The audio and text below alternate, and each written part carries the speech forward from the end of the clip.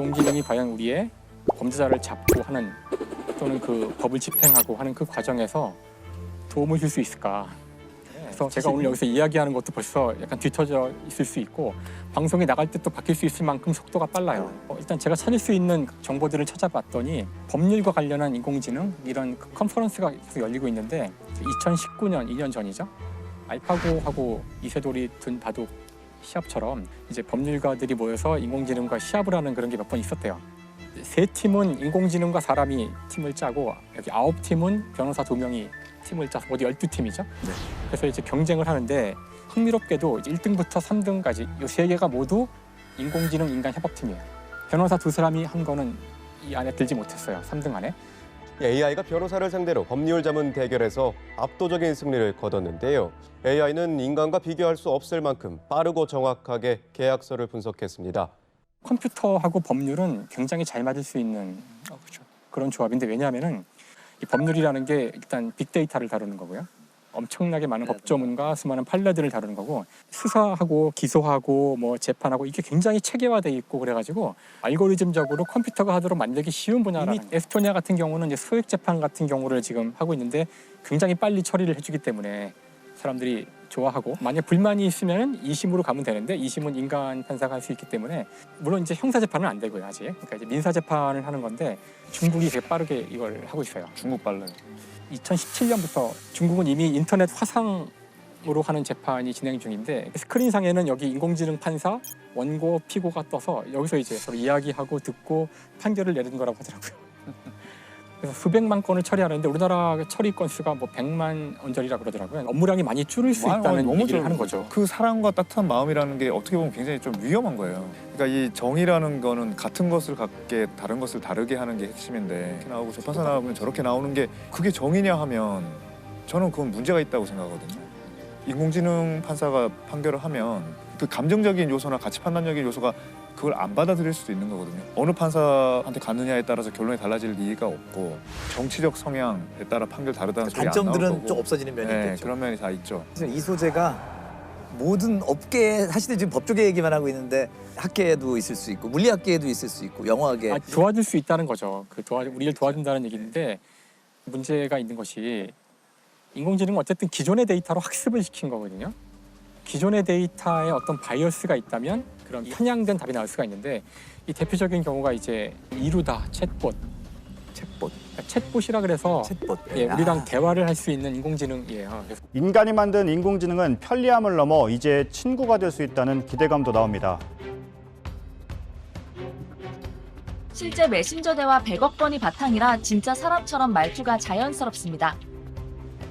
작년 12월 23일 날 이게 이루다가 이제 발표가 됐고 불과 한 1, 2주일 만에 40만 명이 사용자가 생기고 해서 크게 이슈가 됐으나 중요한 문제점들이 발견된 건데 그 소수자에 대한 혐오 발언들을 한 것이 문제가 돼요.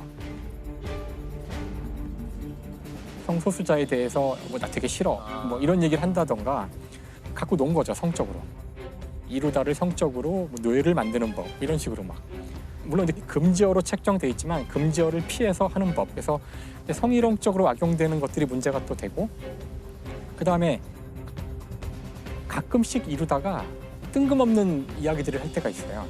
예를 들어서 농협 계속 그러면 얘가 막 하다가 갑자기 누구 계좌번호 뭐가 탁 나와요. 계좌 사람 이름이 들어가 있는 거예요. 어딘가. 이거 어떻게 학습했냐 그랬더니 연애의 과학이라는 앱이 있어요. 거기서 데이터를 얻은 건데 톡에서 우리가 애인하고 주고받은 내용이 있다면 그거를 연애에 넘기면 당신의 애인은 당신을 얼마나 좋아하는지 어떤 이거 이제 분석해주는 그런 앱이에요. 그렇게 취합한 정보를 썼는데 갑자기 그 사람과 연결된 주소가 나온다던가 알만한 사람은 알 정보들이 딸려막 나오는 거예요. 그러니까 개인정보 논란. 개발업체는 연애앱 운영 당시 이용자들에게 메신저 대화를 다른 서비스 개발에 쓸 수 있다고 알렸다고 합니다. 결국은 우리의 데이터. 바치고 있죠 이 우리가. 챗봇은 결국 우리가 갖고 있는 어떤 편향을 그대로 갖고 가니까 특히 이게 미국에서는 그 인종차별에 대한 그 뿌리 깊은 그 편향이 들어있어서 인공지능들이 문제가 되고 있죠. 그래서 아까 인공지능 판사도 어떤 문제가 있냐면은 결국 지난 수십 년간의 우리 판례로 이제 학습을 할 텐데 그 판례 안에 만약에 혐오가 들어있고 그렇죠. 그동안에 인종에 대한 개념이 없고 그렇다면은 옛날에 이루어진 그런 판결들을 다시 반복할 확률도 있고요. 그래서 결국은 이게 인간의 문제라는 거예요. 네. 이 기술을 누가 통제하고 어떤 사람들이 이 기술을 가지고 돈을 벌고 이 기술의 가장 중요한 부분에 결정을 내리는지를 우리가 알고 거기에 관여해서 이 기술이 정말 범죄가 아니라 인간을 위해서 쓰이도록 해야 한다. 이게 결론입니다. 그리고 또 요즘에는 이런 옛날에는 이렇게 대면 이렇게들 많이 이루어지는데 요즘에는 많이 들어보셨을 거예요. 로맨스 스캠. 아, 예. 뭐죠? 네. 로맨스 스캠. 그 로맨스 캠이 이제 로맨스 캠이라고 줄여서 얘기하기도 하는데 로맨스가 이제 뭐 사랑, 연애, 스캠이 이제 신용 사기라는 뜻이래요. 그래서 그걸 이제 합성어인데 네. 호감을 산 다음에 결국에 이제 재물 아. 뭐 이런 것들을 이제 하는 요즘에 이제 가끔 뉴스에 나오는 거죠. 그래가지고 호감을 SN... 산 다음에 결국에 이제 재물 아. 뭐 이런 것들을 이제 하는 요즘에 이제 가끔 뉴스에 나오는 거죠. 본 적도 없는 외국인들이 SNS로 친구 신청을 해오는 경우가 있는데요. 이렇게 SNS로 친분을 쌓은 뒤 돈을 요구해 가로채는 이른바 로맨스 스캠으로 인한 피해가 잇따르고 있습니다. 대부분 해외 파병 미군 등으로 속여 한국에서 만나자며 돈을 보내겠다고 한 뒤 관세 비용을 요구하는 수법입니다. SNS를 통해 접근하는 낯선 외국인. 돈을 요구하면 사기부터 의심해야 합니다. 근데 지금 로맨스 스캠 되게 많아요. 저도 지금 막 와요. 페이스북이나 그런 메신저로 뭐 안녕 나는 너를 더 알고 싶어 이러면서 근데 맞아, 기계 맞아. 아니, 거들떠도 안 보지만 지금 안녕 이렇게 이렇게 하면 안 됩니다. 아니 그 왜 저도 이제 가끔 이메일 오는데 영어로 와요. 그렇죠. 영어로 오는데 어쩌고저쩌고 그 사람들이 생각 못한 게 있지. 영어를 못하는 놈이 메일을 받았던 거야. 그 교감을 하는 거. 영어를 쓰면 또 오랜만에 쓰면은 또 뭐 옛날 생각도 나고 그러다가 우리 한번 만나자 아니면 심지어 결혼하자. 그럼 내가 글로 가야 되는데 가기 위해서 그 비행기 값을 좀 보내달라. 뭐 이런 식으로 하는 거죠. 근데 그걸 피해를 당해도 그렇게 했다는 게 창피하고 자식들한테 창피하고 배우자도 있을 때도 많고. 최근에도 페이스북에서 아주 유명한 사건이죠. 그 김 카스트로 혹시 아세요? 김 카스트로 너무 사기 같은 이름인데요. 아 근데 이름이 카스트로 김. 그 아이디 이름이 다 그래요. 하도 유명해서 아이디들이 다 카스트로 그래요. 김이고 그 여군 복장을 하고 유명해서 그래서 나중에는 이제 뻔한 스토리예요. 맨날 뭐 사귀고 싶다는 둥 그러니까 사용자들 가운데서는 드디어 저도 오늘 카스트로 김을 영접했습니다. 그러니까 얼마 전에 이렇게 뉴스가 나왔죠. 그 김 카스트로한테 속아서 수십억 원을 사람들이 사기를 당했다고. 우리는 그래서 여기 속은 사람이 그렇게 많다니 깜짝 놀랐죠. 그러니까 이게 새로운 또 사기법이네요. 로맨스 스캠. 전 로맨스 스캠이란 말은 또 처음 들었네요. 그러면 이거 어떤 예방이 필요할까요? 아까 처음에 우리 잠깐 왜 이렇게 사기가 많을까라는 얘기를. 이게 좀 믿는 사이란 말은 이제 좀 위험한 말인가 싶기도 하고요. 우리나라 사람들이 잘 믿고 믿는 게 미덕이라고 하는 이 마음을 이용한 범죄에 대해서 가볍게 생각하면 안 된다라는 생각이 좀 들죠. 왜냐면 이게 사기 범죄가 일어나는 경우들이 많잖아요. 우리가 많이 듣고 하잖아요. 아까 피싱 얘기했지만 뭐 해킹 다 뭐 같은 범죄죠. 특히 사기 사건에 있어서 저는 그 댓글이나 이런 거 봤을 때 피해자들 욕 덩달아 하는 거 그건 좀 안 했으면 좋겠어요. 댓글 달린 걸 보면 그런 거야. 너도 돈 욕심, 너도 뭐 경제적인 기대고 싶었지 하는데 안 그런 사람은 없어요. 내가 사귀는 사람이 경제적으로 안정돼 있었으면 좋겠고. 좋으시죠.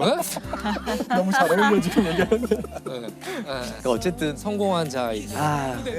CCTV가 지금 이제 좋은 어떤 측면, 그러니까 범죄자를 잡는 측면에서 얘기했지만 범죄에 이용될 수도 있는 거잖아요. 그렇죠. 실제로 요즘에 IPTV가 되게 유행인데 집안에 여러 가지 전자기기들을 인터넷에 접속시킬 수가 있어요. 근데 그러면 어떤 장점이 있냐면은 집에서는 물론이고 집 밖에서도 우리 집 안에 어떤 장치들을 구동시킬 수 있는 거죠. 심지어 로봇 청소기가 저희 집에 있는데 그 앞에 카메라가 있어요. 근데 그 카메라로 제가 집 밖에 있을 때에도 집에서 이렇게 원격으로. 저희 집을 볼 수도 있거든요. IP 카메라 같은 게 해킹을 당한다면, 왜냐하면 인터넷에 연결돼 있다는 뜻은 외부에서 할 수 있다는 뜻은 그걸 나만 할 수 있는 게 아니라 해킹 당하면 제3자가 할 수 그 있는데 서버를 그러면 이제 집에 있는 나를 누군가 밤에 찍을 수도 있는 거고 사생활이 새나간 경우가 있어서 크게 문제가 된 적이 있었죠. 이 CCTV가 누군가의 원격 조정으로 몰래 카메라로 돌변해서 피해자가 속출하고 있습니다. 여성의 집에 있는 IP 카메라에 무단 접속해 사생활을 훔쳐보고 불법 촬영을 한 이들이 적발됐습니다. 4년 동안 260여 대 IP 카메라에 무단 접속했고 민감한 사생활을 훔쳐보거나 찍어서 보관해왔습니다. 사실 이게 CCTV가 좋은 측면도 있지만 그걸 누가 사용하느냐 이런 거에 따라서는 오히려 거꾸로 범죄의 도구도 될 수 있다는 거죠. 그런 쪽 범죄들이 갈수록 이제 더 많아지고 있잖아요. 그래서 오늘 저는 사실 최근에 특히나 이제 큰 이슈가 되고 있는 이제 피싱 이야기를 좀 해볼까 하고 있어요. 그 낚시할 때 피싱인가요? 이제 많은 분들이 이게 이제 낚시라고 생각하셔가지고 FISHING인 줄 아시는데 PH로 시작해요. P로 시작하는 이유가 이제 프라이빗 데이터, 피싱, 낚시를 당하는. 그래서 신조어군요. 신조어예요, 사실은. 이 보이스 피싱에서 많은 분들이 이제 오해하시는 게 그거 정말 바보나 걸리는 거 아니야? 뭐 그렇죠. 나한테 전화만 와봐 정말 내가 진짜 박살을 낸다 이러지만 막상 이제 이 사건을 들여다보면 쉽지 않다는 걸 이제 저희가 알 수 있는데 지금 내 차 안에 있다 애는 아줌마 얼마에 줄 수 있나? 지금 현찰 얼마 있나? 의심이 커질수록 수법은 더 교묘해집니다. 여전히 기승을 부리는 전화금융사기 보이스피싱 범죄. 하루에만 피해 금액이 19억 원에 달하는데요. 그 피싱과 관련된 큰 사건이 김민수 검사 사건이라는 게 있었어요. 김민수 검사. 한때 좀 어느 한 취업 준비생을 죽음으로 몰고 간 김민수 검사 보이스피싱 사건. 전북 순창군의 한 아파트. 28살 취업준비생 김모 씨가 누군가와 통화를 하며 집을 나섭니다. 김 씨는 서울중앙지방검찰청 검사와 수사관이라는 사람들과 번갈아 통화 중이었습니다. 김 씨가 이제 전화를 받는데 진짜 검사라는 느낌이 들 정도로 차분하고 아우라가 느껴지는 그런 목소리를 갖고 있어요. 네, 여기는 그 서울중앙지방검찰청 첨단범죄수사팀의 팀장을 맡고 있는 김민수 검사예요. 당신의 은행 계좌가 범죄에 이용됐다. 여기서 중요한 거는 이 사람의 계좌를 얘기해요. 번호가 이렇게 나오니까 깜짝 놀라는 거죠. 근데 의심하는 것 같으면은 내가 지금 당장 내 신분증 보내줄게 하고서는 이제 미리 만들어 놓은 가짜 신분증 이런 것들을 이제 보내는 거예요. 그럼 이제 속는 거죠 그때부터.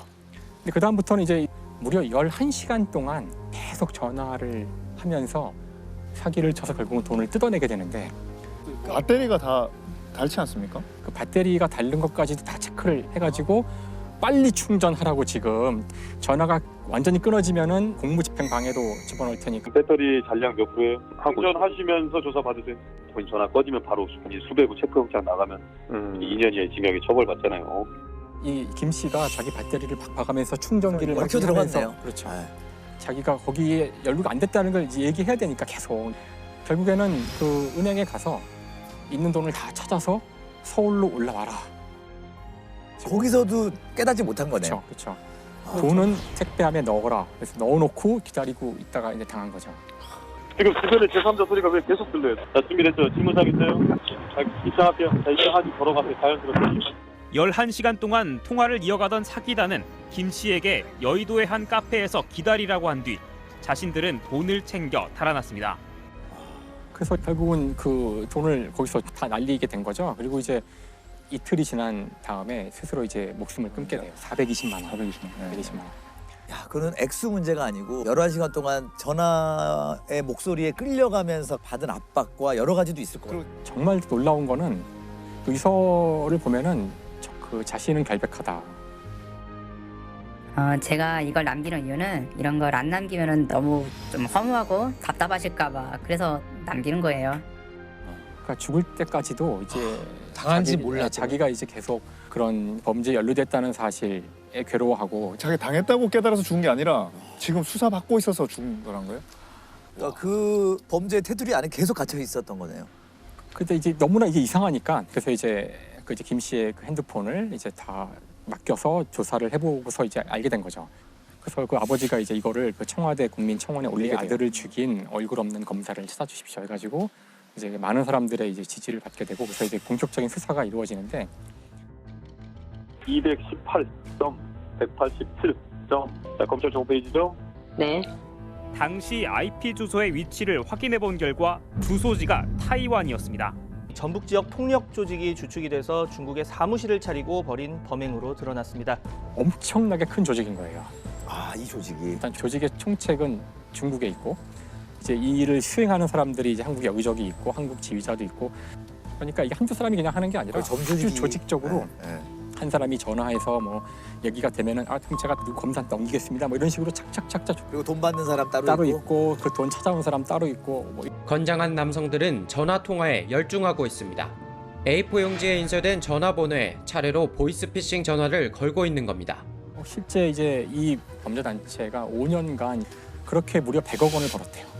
와, 그래서 그렇게 번 돈으로 그 중국에 있는 높은 사람들은 초호화 생활을 했다고 알려져 있어요. 그래서 이것 때문에 검거된 사람이 98명. 그래서 그 가운데 진짜 29명이 구속이 됐어요. 상당히 많은 당시의 범인들이 다 잡히긴 했지만 다 잡힌 건 아니고요. 경찰이 10,000명이 넘는 출입국 기록을 분석한 끝에 붙잡은 남성은 47살 서모 씨. 서 씨에게 당한 것으로 확인된 피해자만 20여 명. 60-70건 정도 7억 상당으로 추산하고 있습니다. 이게 오히려 사회 경험이 적은 20대 분들의 피해가 크다 그래요. 그렇죠. 실제로 그 보이스피싱 피해자 가운데 지금 30%가 20, 30대. 20, 30대. 그 20, 30대 같은 경우는 이제 이런 일을 당하고 난 다음에도 그 자책감과 이제 부끄러움 때문에 오히려 이 사실을 은폐하는 경우도 많고. 대응 방법이 뭐 없을까요? 이게 좀. 근데 그게 이제 굉장히 정교하게 사기를 쳐서 그래요. 그러니까 어떤 사례가 있었냐면은 자기 핸드폰 자체가 이제 해킹을 당해서 112에 걸거나 1301이 검찰청이고 1302가 이제 금융감독원인데요. 거기에 전화를 걸면 그 범죄 집단으로 연결되게 하는 프로그램을 까는 거예요. 와. 자기가 전화 거는 데마다 그건 앱을 깔았기 때문에 그렇게 되는 거죠. 그 까는 순간에 저쪽에서는 이제 마음대로 조작을 할 수 있고 막. 뭐 링크가 오면은 무조건 누르지 말아야 돼요. 그러니까 뭐 예, 무조건 네버. 검찰은 전화를 이용한 수사는 결코 있을 수 없다는 게 공식 입장입니다. 재판에 넘긴 보이스피싱 10건 중 4건은 검찰로 신분을 속인 범죄였고 대부분 서울중앙지검을 사칭한 사례였습니다.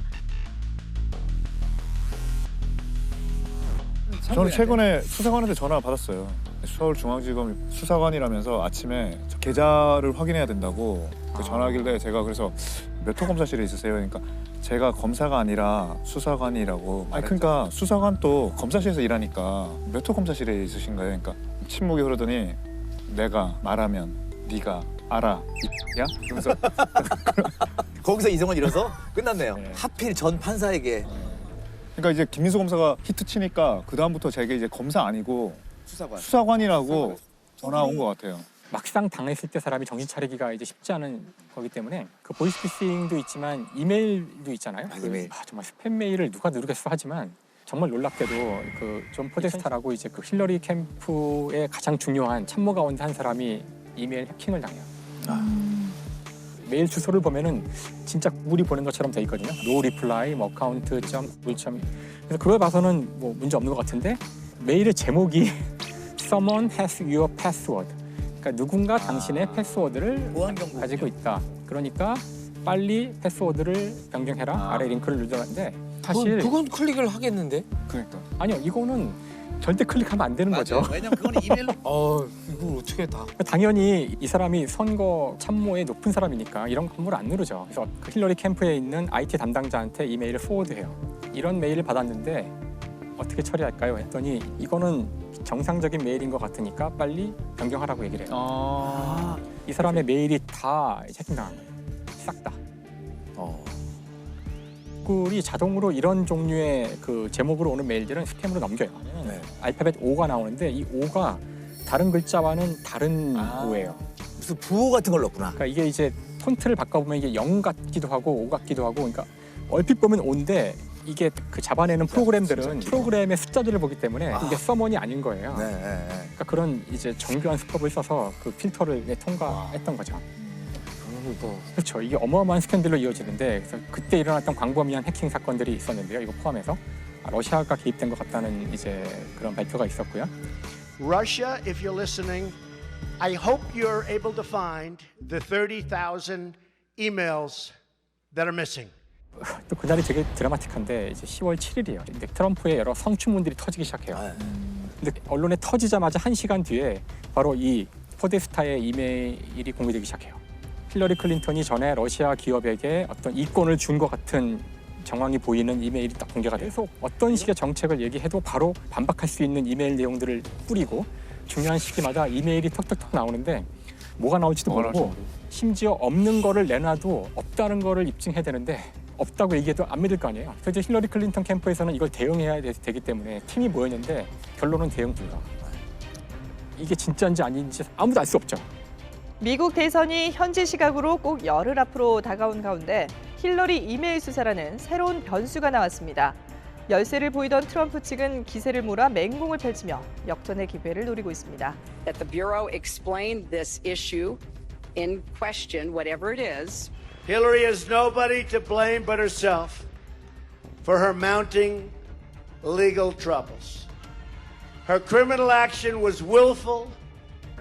Himself directed the covert cyber attacks against our electoral system. Our goal continues to be to send a clear message to Russia not to do this to us.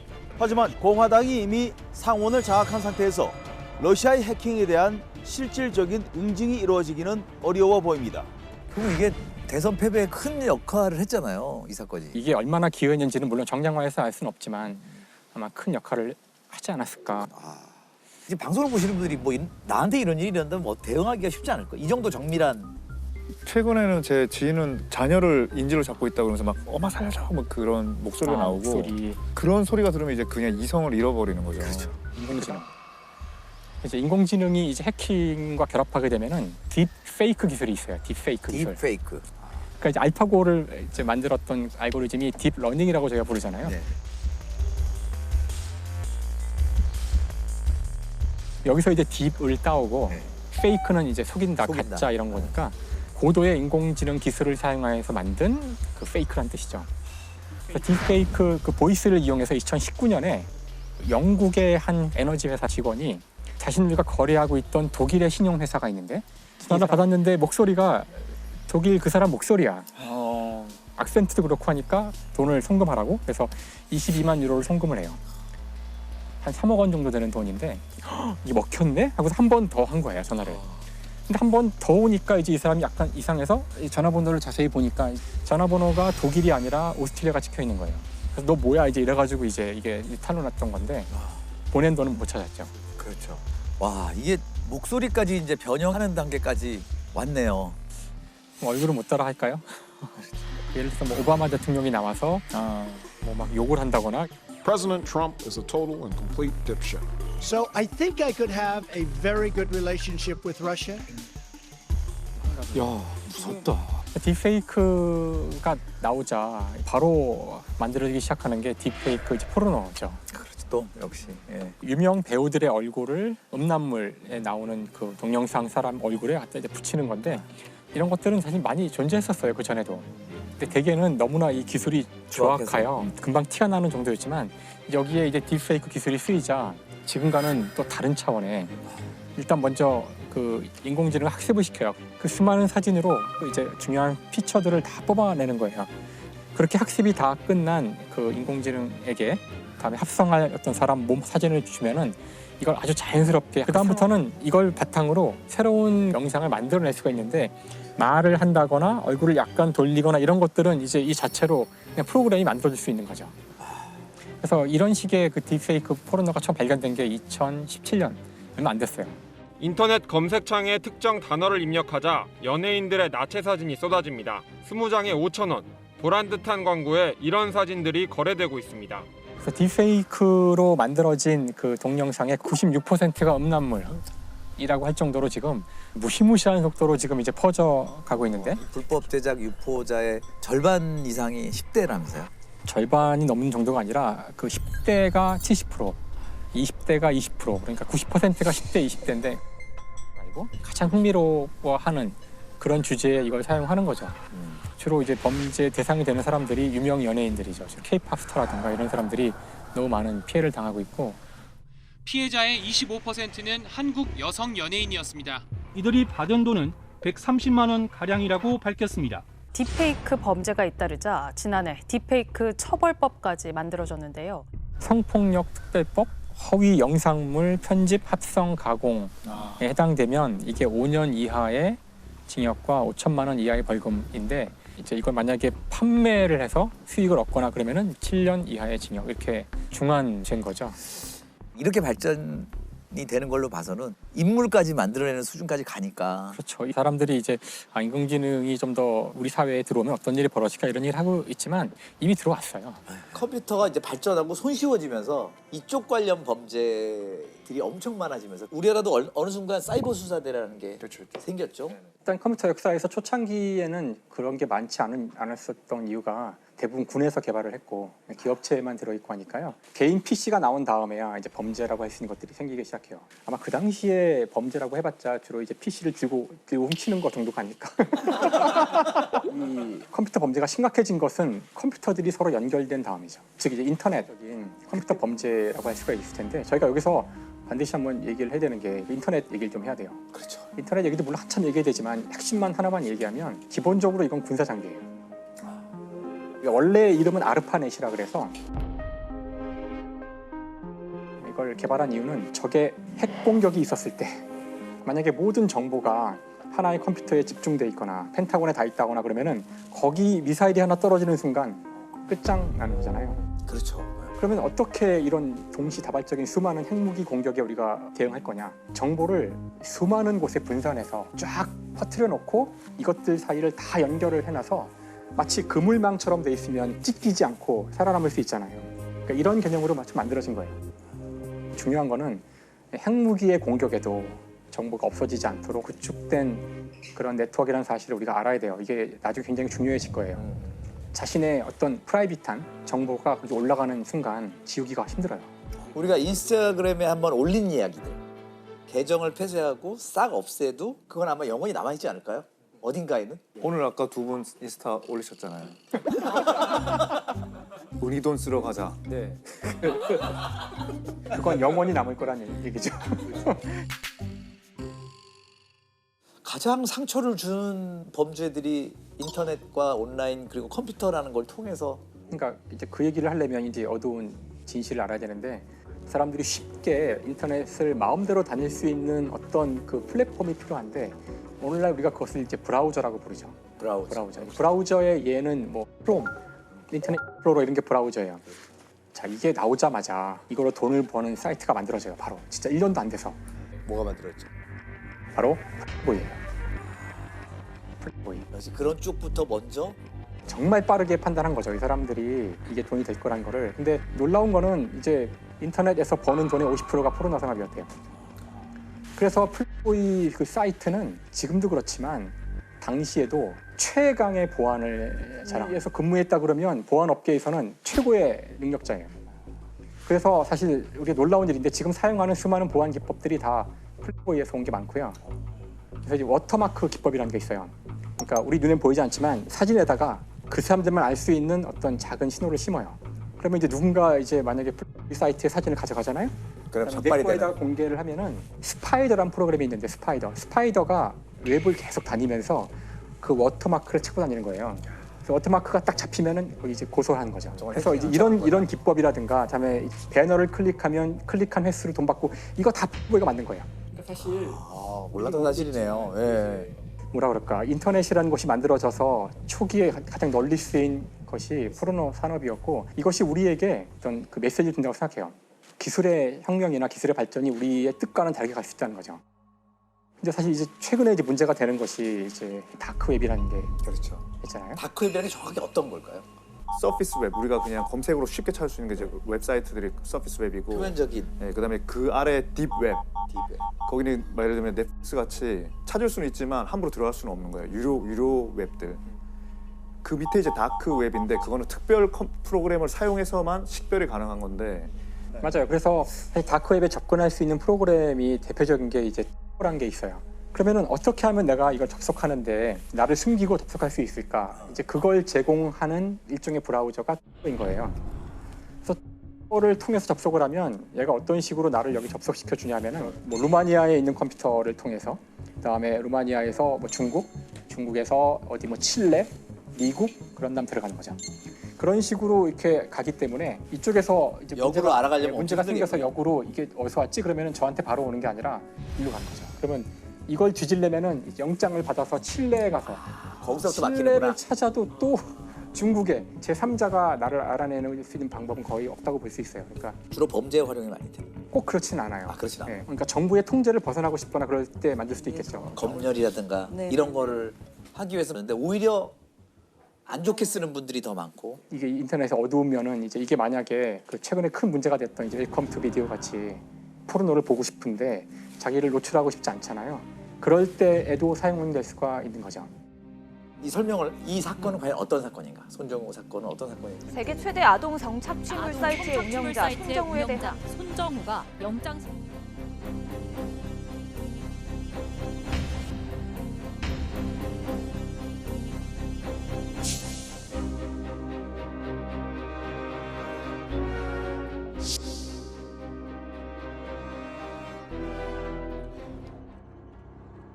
어떻게 1년 반 진짜 그거 밖에 안 성향 나오죠? 정말 납득이 저도 안 가더라고요. 왜 손정우가 그때 1년 6개월밖에 안 받았나라고 하면 네. 전과가 없는데 초범인데 실형을 하는 것 자체가 법원에서는 되게 센 거라고 생각해요. 만약에 손정우가 직접 아동 성착취물을 아동을 활용해서 촬영했다면 그건 훨씬 더 중하게 처벌했을 거예요. 근데 이제 다른 사람들이 만든 거를 그냥 서비스만 해줬다고 생각했던 걸 아닐까? 그걸 너무 안이하게 생각했던 거 아닐까? 형이 1년 6개월밖에 안 나왔나 하는 거에 대해서 그냥 추측을 해보자면 좀 그런 면이 있지 않았나 싶습니다.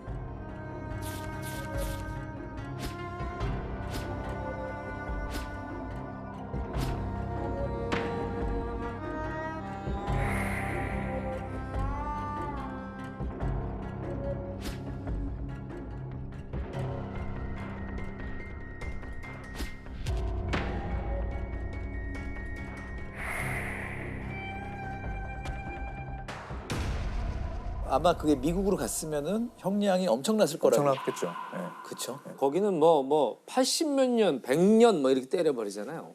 그거를 저쪽에서 강하게 처벌하겠다는 의지를 드러냈는데 네. 그 미국에서는 9개의 범죄를 손정우한테 했는데 The sexual exploitation of children is one of the worst forms of evil imaginable, and the unsealing of the U.S. indictment against its administrator, Jong-woo Son.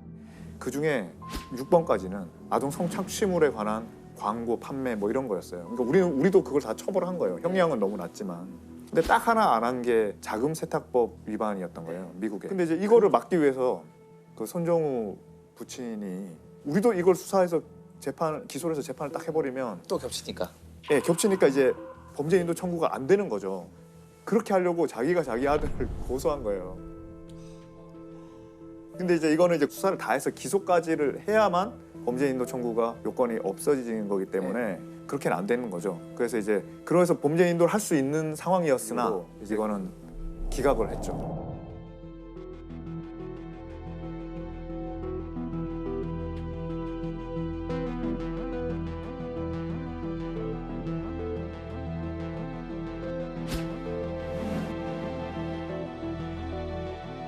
그 범죄인 인도 조약의 목적이 범죄 예방과 억제라 하더라도 거기에 국한된다 하더라도 그런 사람을 제대로 처벌해야 억제가 되고 예방이 되잖아요. 그렇죠. 네, 그런 측면에서 좀 비판을 많이 받았던 것 같습니다.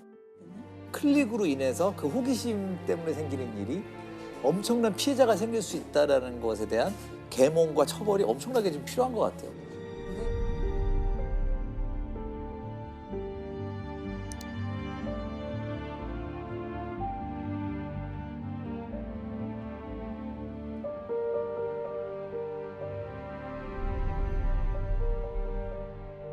그러니까 인터넷 세상에서 또 새롭게 파생되는 범죄의 양태가 근데 가장 심각한 거는 저도 성에 관련된 그렇죠. 범죄가 제일 크다라는 생각이 들긴 합니다. 왜냐면 그건 피해자한테 살인이거든요. 지울 수 없는 주원 글씨를 살인이라고 합니다. 남기는 거예요.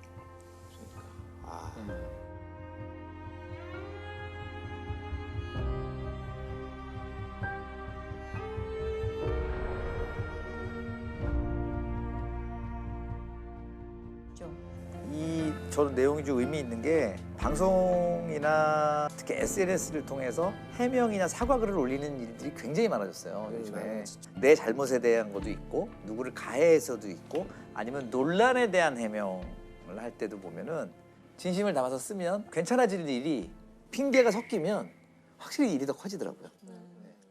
이제 글로 쓰면 모든 내용을 다 쓸 수가 없고 이제 쓴 걸 또 읽는 사람이 받아들이는 그 차이가 있어서 저는 이제 주위 사람들한테 사과는 언제나 그 사람 앞에 가서 직접 얼굴을 보고 하는 것만이 유효하다고 저는 해요. 특히 당사자가 있는 경우. 저희 재판하면 반성문 되게 많이 있죠. 했어요. 진짜 구속돼서 할 수 있는 게 반성문밖에 없을 때가 많아요. 그럼 이제 여러 형태가 있어요. 근데 되게 한 교도소에 비슷해요, 내용이. 그러니까 그 잘 쓰는 사람한테 의뢰를 하는 것 같기도 하고, 어떤 사람은 반성합니다, 반성합니다, 반성합니다, 반성합니다 몇만 번 써요. 아니면 십자가만 쫙 그래서 약간 무섭을 때도 있고. 그리고 이제 마지막에 이제 재판이 끝나면 피고인 하고 싶은 말씀 하세요 하면 되게 잘못을 인정하고, 판사님 죄송합니다, 다시는 안 그럴 테니까 관용을 베풀어 주십시오, 정말 죄송합니다, 막 그래요. 근데 나는 그 말을 내가 들을 말이 아니라고 생각하거든요. 제가 들을 말이 아니잖아요. 근데 피해자가 들었으면 좋겠어요. 피해자한테 제가 물어보세요. 피해자한테 사과했냐고. 안 한 경우가 되게 많아요. 저한테만 사과하는 거예요. 그러니까 오로지 판사께만 선처만 요구하는 그리고 그 합의서를 내잖아요. 그냥 민형사상 이의를 제기하지 않을 것임을 합의함, 이것만 오지 법정에는 피해자를 초대하지 않아요. 오로지 피해자의 자격으로 오지는 않거든요. 원하면 올 수 있는 거죠. 원하면 오되 방청석에 앉아있죠. 근데 저는 이 법정 안에 검사석 옆에 그 피해자석이 좀 있었으면 좋겠어요. 그냥 저는 그게 개인적인 바람이에요. 왜냐하면 원래 사실은 검사가 피해자를 대변해 줘야 돼요. 근데 본인이 아닌 검사가 그 많은 사건을 그냥 짧게 딱딱하게 서류 그냥 형식적으로 이야기하는 거하고 불편해서 안 올 수도 있죠. 안 오는 사람이 더 많아요. 네. 안 오는 사람 이 범죄 피해자들은 엄청난 트라우마에 시달리잖아요. 정부에서 집도 옮겨줄 수도 있고, 이제는 이제 스마일 센터라고 해가지고 심리 치료를 거의 1년까지도 해줘요.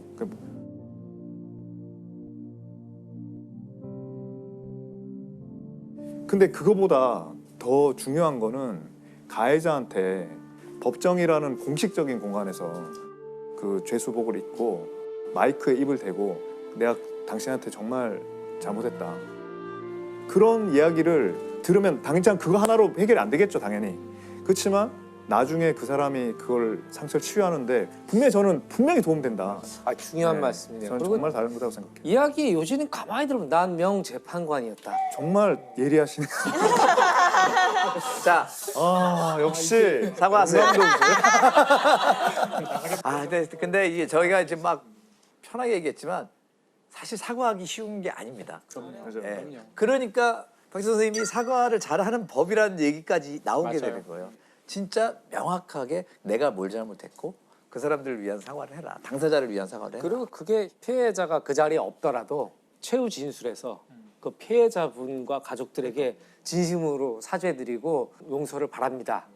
이렇게라도 전해 듣기만 해도 피해자는 그래 조금이나마 그렇죠. 그 상처가 조금 치유될 수 있을 것 같긴 해요. 결국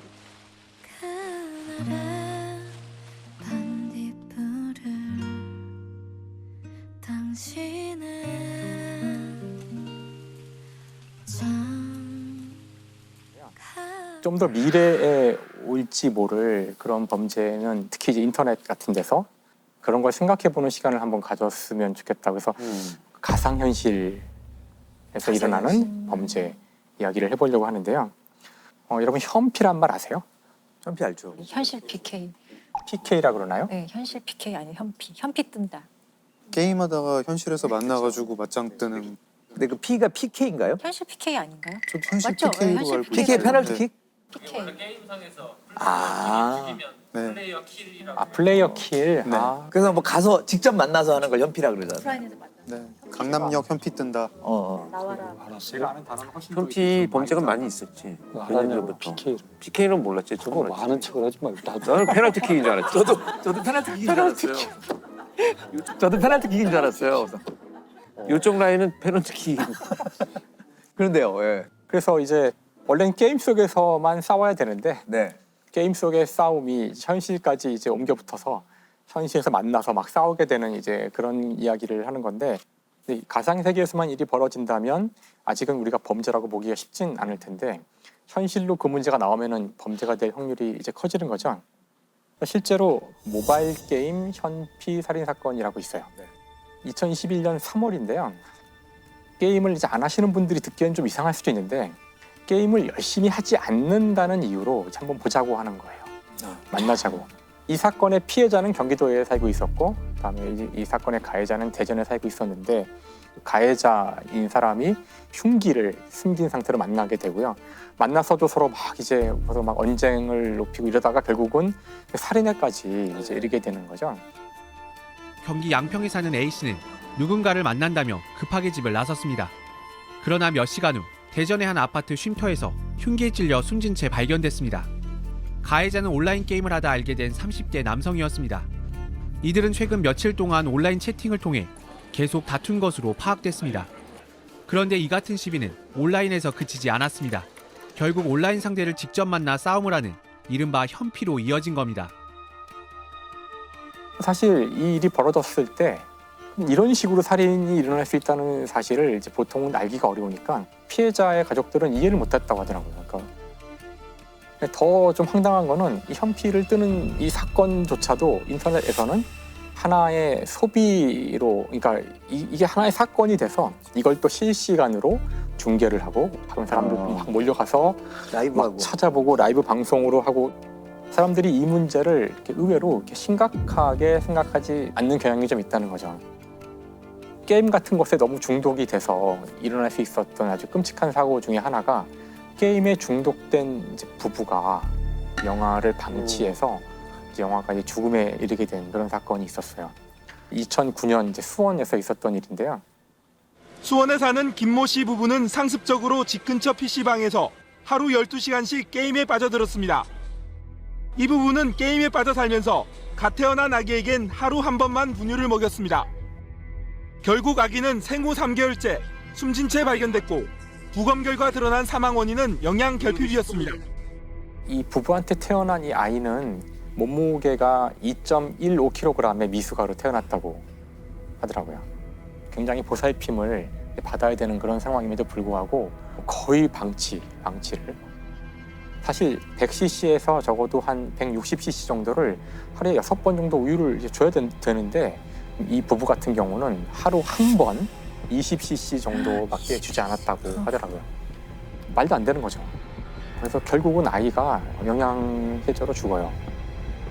진짜 이해할 수 없는 거는 이때 했던 게임이 가상의 소녀를 키우는 그런 게임이에요. 실제 자기 아이는 지금 먹지 못해서 죽어가는데 게임 속에 소녀를 키우는 것에는 몰두를 하고 있었던 거죠. 부부에게는 징역 2년에 집행유예 3년 선고돼요. 신생아의 방치는 거의 살인과도 같은 건데. 집행유예 3년이면 그냥 내보낸다는 얘기네. 이들이 저지른 일에 비하면 이해하기가 좀 힘든 판결이 아니었나 싶은데요. 예를 들다 보니 게임에서 주로 벌어진 범죄들을 이야기했는데요. 사실 게임이 곧장 범죄로 연결되거나 그러진 않고요. 폭력적인 게임을 한다고 해서 이 사람이 폭력적인 사람이 되는 건 아니거든요. 맞습니다. 뭐 알쓸범죄 매주 본다고 범죄자의 성향이 있는 건 아니잖아요. 그런 오해인 거죠, 사실. 게임만의 문제는 사실 아니에요. 근데 이것에 너무 많이 몰두를 해서 게임 속의 일을 현실과 혼동을 한다거나 또는 게임 속의 일이 현실보다 더 중요하다고 생각하거나 이제 그런 일이 있을 때 벌어졌던 그런 사건들을 제가 말씀드린 건데요. 근데 이제 앞으로는 가상현실과 관련된 범죄가 지금보다 더 수준이 깊어질 확률이 크다고 보는데 그 이유는 바로 이제 요즘 아마 종종 언론에서 나오는 바로 메타버스. 그렇죠. 이제 많은 분들이 대충 메타버스는 이런 걸 거다라고 이제 알고는 계실 거예요.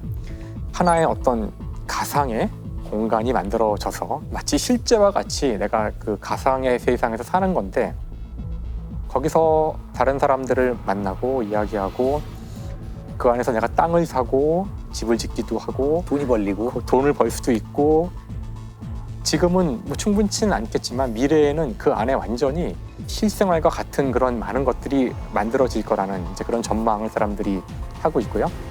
우리나라에서도 그 잽라는 메타버스가 있는데 거기 지금 현재 누적 가입자가 몇 명이나 되는지 아세요? 제가 봤을 때가 2억 몇 명이었거든요. 최근에 3억. 물론 이제 3억 명이 지금 상시로 쓴다는 얘기는 아니고 누적 가입이니까 뭐 액티브 유저가 지금 한 달에 한 2천만 정도라고 지금 추정을 하고 있으니까 굉장히 많은 사람들이 이미 메타버스에 가 있고요. 그런데 왜 우리는 모를까요? 여러분 모르시잖아요. 젊은 세대들이 주로 이용할 때 10대. 7세에서 12세까지가 50%, 거의 절반 가까이가 그렇고요. 18세까지가 또 한 20%, 그러니까 한 7, 80%는 10대예요, 10대. 근데 메타버스를 정말 어린 때 접하는 건 저는 좀 우려하고는 있어요. 너무 어린아이들한테 텔레비전 시청을 권하지 않잖아요. 다른 어떤 감각들을 키우는 데 방해가 되기 때문에 아주 어릴 때 어떤 현실 세계에 대한 이미지 같은 거를 확실히 갖지 못했을 때 거기에 빠져드는 게 과연 좋은 일일까? 저는 좀 그런 생각해요. 그 스마트폰이 처음 나왔을 때도 우리가 처음에 반응은 언제나 열광이잖아요. 이제 우리가 스마트폰이 나온 지 10년이 지나면서 이것이 범죄에 어떻게 이용될 수 있는지를 이제 충분히, 아직도 충분한지는 모르겠지만 이제 우리가 알고 있죠. 그래서 가상현실, 특히 메타버스 같은 데서 일어날 수 있는 일단 1차적인 범죄들이 어떤 게 있을까? 아바타가 누구한테 한 대 얻어맞으면 어떨까요, 기분이? 그거 뭐 그 안에 가상현실인데 라고 생각할 수도 있겠지만 또 한편으로는 되게 마음이 아플 수도 있다는 생각이 들기도 하고, 아바타가 성추행 당하면 어떨까요? 아니 몰입했다면 굉장히 안 좋을 수 있을 것 같아요. 하루에 대부분의 시간을 여기에 사는 사람이라면 나한테는 현실보다 이 가상의 세계가 더 중요할 수 있을 텐데, 그때 나한테 가해지는, 나의 아바타한테 가해지는 그런 물리적 폭력, 그것은 나한테 어떤 의미일까? 그것을 법으로 제재를 해야 될 필요가 있을까? 사실 이 문제에 대해서는 이미 전례가 있었어요. 거의 최초의 온라인 멀티 유저 게임이 1993년 정도에 나왔는데요. 머드라는 게임이 있었어요. 먼 옛날이죠. 게임이라 그래봤자 글자밖에 안 나와요. 네. 당신은 방에 들어갔습니다. 눈앞에 뱀이 나타났습니다. 뱀을 어떻게 할까요? 1. 칼로 찌른다. 2. 발로 밟는다. 무시하고 지나간다. 뭐 이런 게임이에요. 거기서 만나는 사람들은 실제 하는 사람들을 만나게 되는 건데요.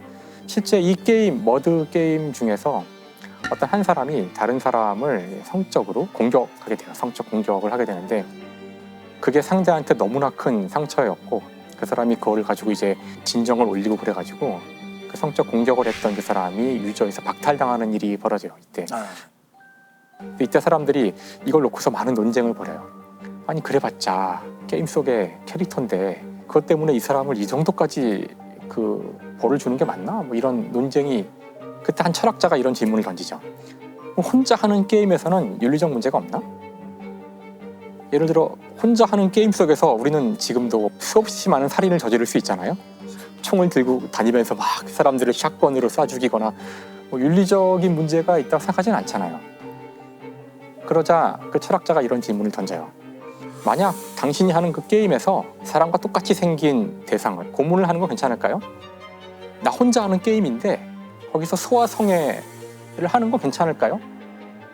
그러자 사람들이 멈칫한 거예요. 얼핏 생각하면은 뭐 사이버 공간에서야 맨날 사람 죽이고 뭐 그런 거 아니야? 하지만 사람들이 느끼기에 소아성애는 게임으로도 하면 안 되지. 심지어는 범죄일지도 몰라. 이런 느낌이 확 든다는 거예요.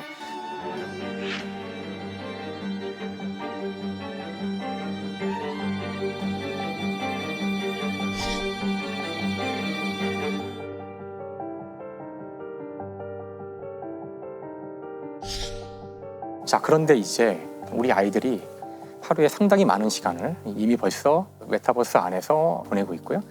자신의 감정을 주는, 몰입하는 아이들이 있는데, 여기서 범죄가 벌어진다면 실제 아바타를 다른 아바타가 스토킹을 한다거나 성추행을 한다거나, 이 문제는 지금 어른들은 잘 모르기 때문에 아예 얘기 자체를 하질 않아요.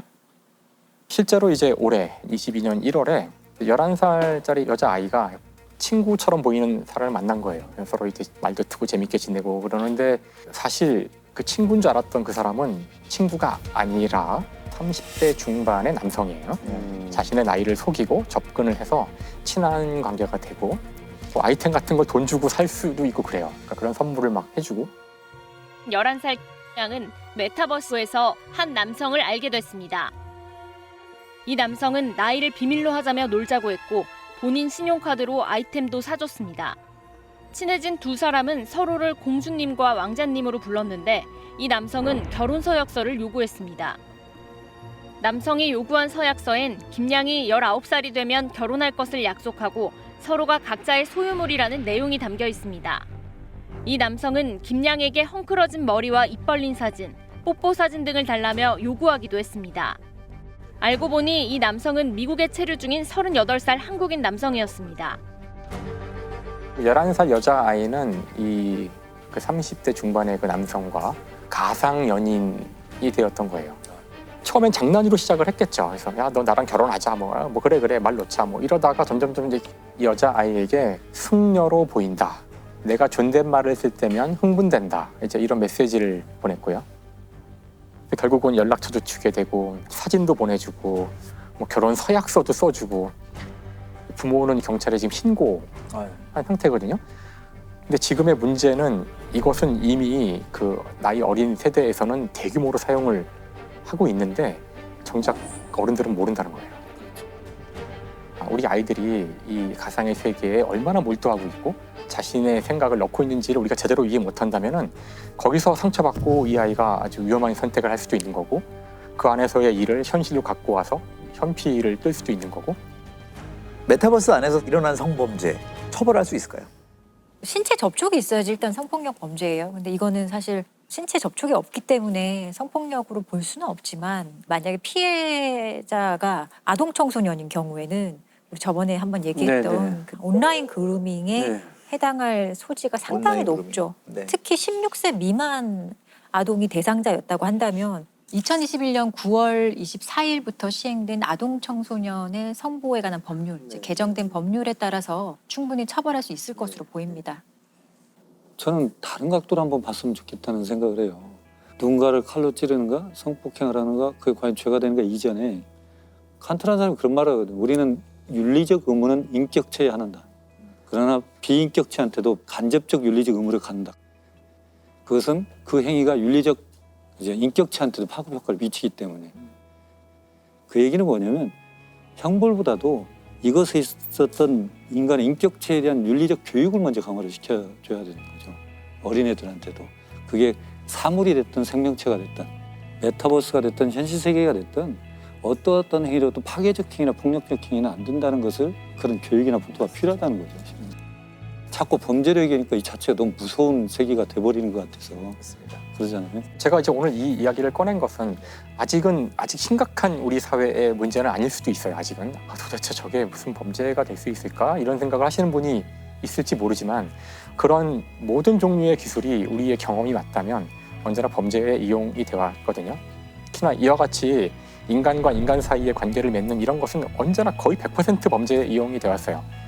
아직 좀 빠르다고 할 수도 있겠지만 또 한편으로는 빠른 것이 아닌지도 모른다는 생각을 해서 오늘 제가 한번 생각해보자는 그런 취지로 이 이야기를 해봤습니다. 철저하게 좀 대응책 그리고 제가 준비를 좀 해야 될 때가 된 것 같아요. 네.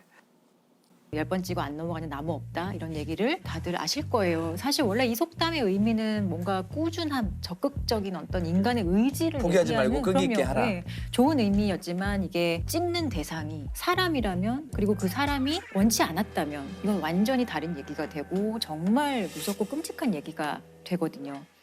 서울 노원구의 한 아파트. 신고를 받고 출동한 경찰은 이곳에서 새 모녀의 시신을 발견했습니다. 이 빈소를 지킨 큰딸의 친구들은 남성의 스토킹이 석 달 동안 집요하게 이어졌다고 털어놨습니다.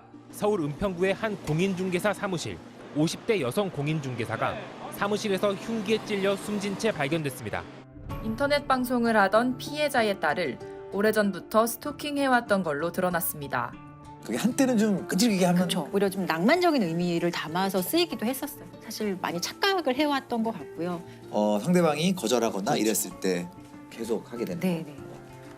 작년 10월 21일부터 스토킹 범죄 처벌 등에 관한 법률이 시행이 되면서 이제는 처벌받는 행위가 된 거죠. 헤어진 남자친구가 자신이 죽었다는 부고 문자를 보내고 공인인증서까지 도용한다면 당사자에게는 공포 그 자체겠죠. 근데 이렇게 심각한 스토킹도 처벌이 잘 안 됩니다. 스토킹은 피해자가 받는 큰 고통에 비해서 여전히 벌금 8만 원 경범죄에 해당합니다. 그래서 이걸 처벌하기 위한 관련 법안까지 발의돼 있는데 국회 문턱을 여전히 넘지 못하고 있습니다. 관련 법안이 14건이나 발의됐지만 모두 국회에서 잠자고 있습니다. 우리는 99년부터 국회에서 발의는 시도가 네. 항상 됐어요. 어떤 국회든지 발의가 안 됐던 국회는 없었거든요. 근데 22년 만에 통과가 되고 이제 시행이 된 게 작년이에요. 근데 예. 근데 이미 사실 우리가 알고 있는 어떤 주요 선진국들은 90년대에 이 스토킹 행위를 법률적으로 제재하는 거에 대한 법률적인 정비는 다 마쳤고요. 이웃나라 일본 같은 경우도 2000년에 이미 스토커 규제법이라는 법률을 만들어서 형사처벌해 오고 있었어요. 우리는 정말 이거를 환영하기에는 너무너무 늦은 거죠. 국회는 그동안 스토킹과 애정 표현을 구별하기 어렵다며 입법을 미뤄왔습니다. 유가족들은 많이 늦었지만 이 법이 꼭 제대로 시행되길 바란다고 했습니다. 제가 듣기로는 시행 첫날에 전주에서 첫 사례가 예, 맞아요. 나왔다고요? 10월 21일 00시부터 시행이 되는 거거든요. 1시간이 지난 새벽 1시에 전주의 한 아파트에서 헤어진 남자친구가 계속 초인종을 누르는 거예요. 그래서 이 여자분이 경찰에 신고를 하고 경찰이 출동을 해요. 스토킹 처벌법으로 처벌받을 수 있습니다. 그만하세요라고 했는데 경찰이 돌아간 후에 1시간 후에 또 벨을 누르거든요. 그래서 경찰이 다시 와서 현행범으로 바로 체포를 해갔어요. 그 예전 같으면 그냥 그 경범죄 처벌법으로 스티커 발표하고 그냥 죄의 종류가 달라진 거네요. 이게 스토킹 처벌법이 적용된 최초의 사건이 되는 거죠. 스토킹 처벌법이라는 건 정확히 어떤? 스토킹 처벌법은 이제 스토킹 행위에 대해서 법률이 5가지를 다 규정을 해놓고 있고요. 대표적인 게 따라가거나 접근하거나 진로를 방해하는 행위, 그리고 문자, 전화 이런 식으로 연락을 한다든지 어떤 물건을 상대방의 살고 있는 주거지나 갖다 놓는다든지 주거지 근처에 어떤 물건을 훼손한다든지. 배회하면서 지켜보는 것도 포함이 되어 있어요.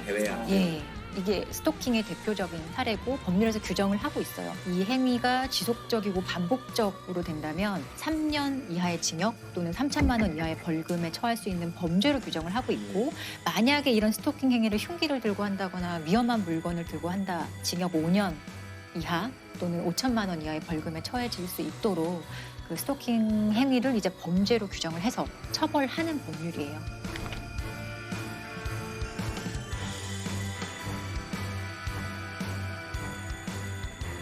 변호사님께서 직접 스토킹 사건 피해자를 좀 변호하신 적이 있으시죠? 제가 기억나는 사건 중에 하나는 2020년 초에 이제 N번방 사건으로 디지털 성폭력과 성착취의 어떤 실태와 현황을 보고 많이 충격을 받았잖아요. 여성들을 협박해 촬영한 성착취물을 텔레그램에 유포한 이른바 N번방 사건과 관련해 경찰이 124명을 검거했습니다. 26만 명으로 추산되는 대화방 회원들에 대한 수사도 본격화하고 있습니다. 조주빈과 이제 그 성착취 영상물에 관여한 주범들의 조금 가려진 공범 하나가 있어요. 강모 씨라는 공범인데 강모 씨가 이 9년 동안 한 피해 여성을 스토킹을 했었거든요. 근데 그 혐의로도 기소가 되어서 재판을 받게 되었었고, 재판 과정에서 이 스토킹 피해자를 제가 변호를 했던 사안인데, 저는 이게 사실 가장 기억에 남는 스토킹 피해 사건이에요. 사건은 2012년으로 좀 거슬러 올라가게 됐는데요. 이때 처음으로 만나게 된 거죠. 이 피해자와 가해자가 만나게 됐고, 피해자, 그러니까 대상자가 고등학교 때 담임 선생님이었던 여성이었어요. 학생 때 이미 스토킹을 한 거예요? 이 가해자 학생이 그러니까 당시에는 고등학생이었는데 학교 생활에 조금 적응 못하고 사회성에 조금 문제가 있어서 선생님이 여러 도움을 많이 줬다고 해요. 근데 그러던 과정에서 이 가해자는 이 선생님한테 조금 의존하게 되고, 그게 발전해서 집착하게 되고 스토킹이 시작이 된 거거든요. 근데 이런 게 학교에서도 선생님이 너무 힘들고 하니까 반을 조금 분리하는 방식으로 거리를 좀 두려고 노력을 했었는데, 그 과정에서 이 학생은 그걸 받아들이지 않고 자퇴를 해버려요. 그런 성향만 보더라도 사실 어떤 사람인지 대강 짐작은 아마 가실 거예요. 자퇴하고 나서 본격적인 이제 협박 형식의 스토킹이 시작이 되는데, 대표적으로 커터칼을 들고 학교에 찾아와서 선생님을 협박한다든지, 그리고 선생님이 살고 있는 집 앞에 빨간색 펜으로 선생님의 주민번호, 그리고 같이 살고 있는 가족의 주민번호를 막 써놔요. 난 다 알고 있다는 걸 보여주는 거죠. 너의 개인정보 내가 다 알고 있어. 가족 것까지. 또 선생님의 차량을 훼손하는 것도 있었고, 너무 일상적인 일이 되어버렸던 거예요. 그러니까 제자기 때문에 더 그렇죠. 누르셨을 것 같아요. 이게 되게 사실 끔찍해서 제가 다 말씀을 드리기가 어려울 정도의 행동을 해요.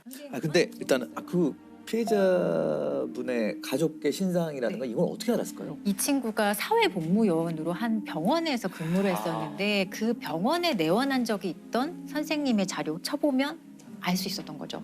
조주빈의 공범 강 씨는 지난 2017년 이곳에서 사회복무요원으로 근무했습니다. 자신이 스토킹하던 30대 여성의 개인정보를 빼내 수십 차례 편지와 문자메시지 등을 보내는 등 협박을 일삼다 구속됐고 그거 진짜 그런 병원이나 이런 데서 그런 정보 알 수 있는 사람도 좀 제한해야 돼. 당연히 제한해야 되고 처벌해야 됩니다. 지금 일어나는 강력범죄 발단은 개인정보 유출이 거의 대부분이에요. 흥신소와도 연결이 되어 있고 개인정보가 사실 아무것도 아닌 것 같을 수 있지만 동기와 수단으로 활용되는 데 있어서 정말 위험한 거죠. 그래서 참다 못한 선생님이 결국에 고소를 하게 됩니다. 그때는 스토킹 처벌법이 없었지만 사실은 이런 스토킹 행위의 어떤 개별적인 행위가 현행법상의 범죄에 해당한다면 그 범죄로는 당연히 처벌이 되었거든요. 처벌 기준이 어떻게 되나요? 이 가해자 같은 경우는 상습 협박이에요. 1년 2개월의 실형을 선고받고 구치소에 수감을 하게 되죠. 1년 2개월 동안. 이분이 고통받았던 기간은 1년 2개월의 형사리보다 더 힘들었을 텐데 좀 불공평한. 법원은 범행이 장기간 동안 이뤄졌고 협박 내용이 매우 잔혹하다면서도 피고인이 반성하고 있고 정신질환을 앓는 점을 고려했다고 밝혔습니다. 자, 그럼 1년 2개월 동안 스토킹 행위가 중단이 되었을까? 아니에요. 구치소에서도 협박 편지를 써서 선생님한테 보냅니다. 여기 있는 거? 여기도 어차피 사람 사는 곳이야. 난 반성하지 않아. 라는 취지로 선생님한테 또 협박 편지를 보내요. 선생님 얼마나 무섭겠어요. 심지어 그 교도소 안에서도 이런 식으로 협박 편지를 보냈던 아이니 출소하면 당연히 또 협박이 이어졌겠죠. 출소하기 이틀 전에 이사도 가고요. 전화번호는 이미 수없이 바꿨겠죠. 그리고 선생님이 되게 오랫동안 고생해서 주민등록번호도 변경을 합니다. 그런데 출소한 지 5개월이 되는 날 선생님이 살고 있는 그러니까 새로 이사간 집 우편함에 선생님의 바뀐 주민번호와 그리고 가족의 주민번호가 또 적어진 편지가 놓여 있는 걸 발견을 합니다. 그건 또 어떻게 알아요? 이건 어떻게 알았냐? 이것도 참 되게 놀라운 일인데 출소하고 사회복무요원으로 구청에서 일을 하게 돼요. 이해가지 않으시죠? 이런 전력이 있는 사람이 또 신상 정보를 알 수 있는데 또 그렇죠. 구청에 사실 우리 뭐 개인정보 다 가지고 있는 거잖아요. 어떤 증명서 발급하고 이럴 때 주민번호, 이름 있으면 다 발급할 수 있는 건데 사실 사회복무요원은 접근 권한이 없어요. 없는데 그러니까 잘못된 방식으로 일을 한 거죠. 그러니까 실제로 이게 당시에 N번방 사건과 함께 좀 얘기가 되면서 많은 사람들이 충격을 받았어요. 박사방 운영자 조주빈은 공익근무 요원들에게 신상 정보를 받아서 피해 여성들을 협박했죠. 공익요원에게 한 건당 15만 원씩 주겠다고 제안하는 것으로 드러났습니다. 공익근무 요원 강모 씨도 개인정보를 빼내 수차례 조주빈에게 건넸지만 60만 원밖에 못 받았다고 주장했습니다. 황당한 건 복무기간이 남은 강 씨가 출소 9일 만에 구청 공익으로 배치돼 개인정보에 또다시 접근할 수 있게 됐단 겁니다. 구청은 과거 강 씨가 개인정보 유출 관련 전과가 있는지도 전혀 몰랐습니다. 아니 근데 그렇게 뭐 어떤 혐의로 갔다 왔는지 몰라도 1년 2개월 실형 갔다 오는 거는 되게 큰 거잖아요. 무슨 범죄든 간에. 근데 그 당시에 병무청에서도 사실 사과를 했었어요. 이유는 무엇이냐고 물었더니 정말 저희 납득하지 않지만 정가와 관련된 거는 너무 민감한 개인정보이기 때문에 우리는 제공받지 않는다. 몰랐다는 거예요. 그 개인정보는 보호가 되는 거죠. 아니 근데 우리가 보호해줄 사람 보호, 이런 식의 보호를 하기 위해서 개인정보법 같은 게 있는 게 아니거든요. 아무튼 얘는 사회복무요원으로 구청에 다시 들어가서 일을 해요. 개인정보와 관련된 일을. 그리고 조주빈 등과 함께 교류하면서 협박의 방식이나 이런 게 더 심해졌겠죠. 이 스토킹 가해자는 이 선생님의 아이를 죽이기 위해서 조주빈에게 400만 원을 주면서 살인을 예비해요. 그러니까 좀 보복해달라.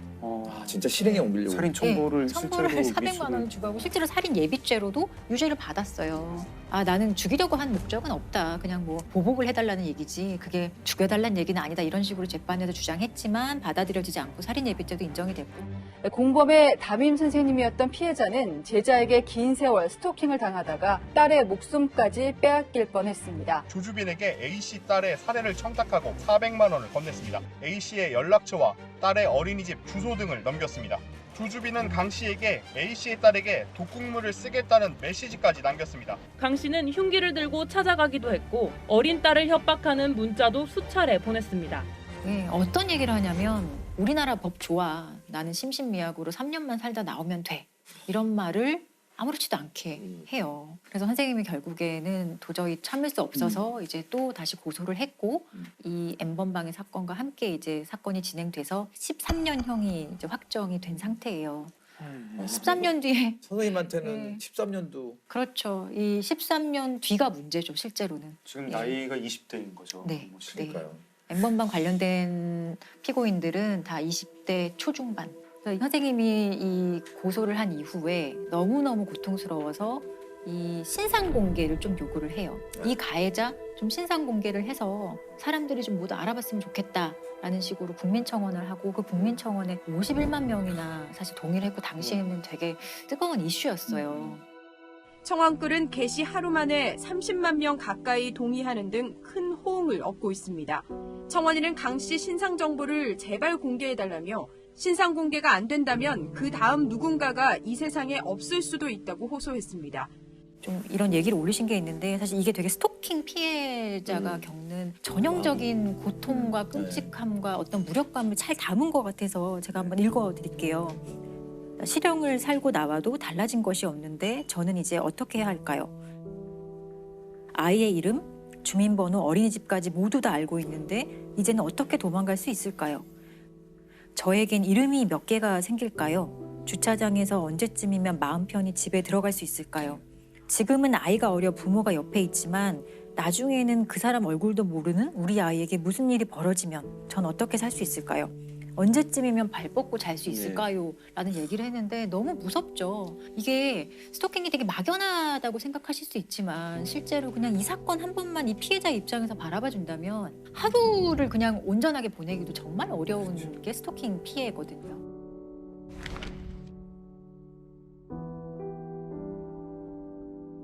공범 강모 씨는 수사 단계에서 신상 공개가 된 건 아닌데 성범죄자 알림 이 사이트나 어플 이런 데 들어가시면 우리 주변에 어떤 성범죄자가 살고 있는지 이런 것들 다 조회를 할 수 있어요.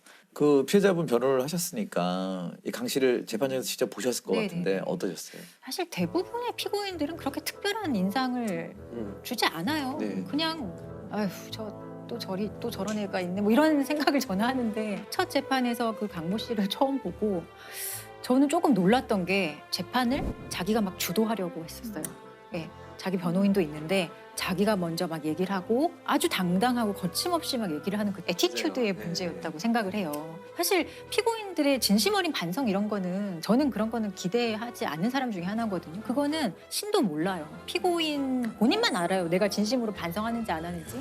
그렇지만 법정에 와서는 그래도 반성하는 척하는 쇼는 다 하거든요.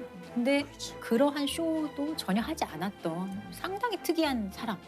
최후 변론하는 과정에서 이 피고인이 어떻게 얘기를 했냐면 전 되게 놀랐었어요. 이런 얘기를 이 나라는 발달 장애가 죄악이다. 따라서 저는 이 나라를 떠나서 다시는 살아오지 않기 위해서 총력을 다할 것이다. 제가 법적 생물학적 한국인이란 게 부끄럽습니다. 이런 얘기를 하거든요. 또 나라 탓하는 거. 이게 그렇죠. 자기는 장애가 좀 있고 우리나라가 제대로 날 돌보지 못했어. 그래서 난 우리나라가 싫어. 떠날 거야. 자기가 말도 안 되게 재판에서 이런 얘기를 한다는 게 사실 일반 사람이 되게 이해하기 어렵거든요. 제가 지금 무슨 말 하나 저기에 앉아서 그런 생각을 들 정도로 법정에서도 이런 얘기를 많이 했던 거고. 반성문도 제출. 네, 했죠. 그렇지만 판사가 이건 반성하는 게 아니야 라고까지 얘기할 정도로 본인이 억울하다는 취지에 이 사건으로 인해서 나와 가족이 얼마나 고통받는지에 대해서 좀 더 어필하고 싶었던 것 같아요. 내가 피해자일 수 있다. 내가 피해자다라는 얘기를 더 하고 싶었던 것 같아요. 타인의 고통을 못 느끼는 예, 공감 능력 같은 게 전혀 제로인 거죠. 반성의 의미 이런 것들은 판결문에 전혀 들어가 있지 않습니다. 공익근무요원 강모 씨는 따끔한 질타를 받았습니다. 법원에 낸 반성문 때문이었는데요. 강 씨가 진심으로 반성하기보단 판사님은 교정기관에 수용된 적 없으셔서 모를 것이다란 취지의 내용을 담았기 때문입니다. 재판장은 강 씨가 범행 내용이 안 좋은데도 자꾸 억울하다는 태도를 보이고 있다고 지적했습니다. 이런 반성문은 안 내는 게 낫다. 반성 태도를 알리고 싶다면 생각을 하고 쓰라고도 했습니다. 그래서 일단은 지금 이제 스토킹 법이 개정되면서 몇 가지 아쉬운 점들이 이 범죄를 저지른 사람들이 이런 정상적인 사고가 아니라면 뭐 형량도 강하게 처벌하는 중요하지만 치료적 개입이 반드시 되지 않는다면 그냥 들어갔다 나왔다 반복되는 것밖에 안 된다. 이런 의견들이 많죠. 일단은 스토킹의 행위, 스토킹 가해자에 대해서 좀 처벌을 하는 게 목적인 법률이기는 해요. 아직은 스토킹 피해자에 대해서 좀 충분한 피해 보호라든지 예방을 하기 위한 법률이라고 보기는 좀 무리가 있어요. 분명 아까 지금 얘기 들어보면 한계도 분명히 보이는 것 같고 좀 문제점들이 좀 보이는 것 같아요. 이런 문제가 있을 때는 사실은 법률이 완벽할 수는 없거든요. 심지어 처음 입법된 법률이기 때문에 그런 문제점을 빨리빨리 파악하고 사실 개정을 하는 거는 제정하는 것보다 훨씬 쉽잖아요. 그러니까 현장의 피해자들이 어떤 고통을 겪고 있는지 그리고 스토킹 범죄라는 게 아주 특성이 분명한 범죄거든요. 창의적으로 진화하는 방식이기 때문에 그런 범죄의 특성을 파악해서 끊임없이 법률이 따라가야 돼요. 법률이 절대 앞서갈 수는 없거든요. 네, 법률은 뒤따라가야 돼요. 업데이트해서. 네, 계속 개정에 좀 적극적이어야 할 필요가 있는 거예요. 그리고 정말 아까도 말씀드린 정말 강조하고 싶은 거는 상대가 조금이라도 싫어하는 걸 본인이 알았다. 하지 말아야 돼요. 근데 또 그걸 모르는 사람이 또 많죠. 관심도 없고 배려도 없고 공감도 못하는 사람들이 많죠. 상대방의 동의라는 게 얼마나 중요한 것인지 상대방이 나 그만해, 나 싫어라고 분명히 얘기를 하거든요. 나 이렇게 하는 거 원하지 않아 라고 했으면은 더 이상 안 나갔으면 좋겠어요. 그게 정말 하고 싶은 말이에요. 그럼 많은 일들이 해결돼요, 정말로.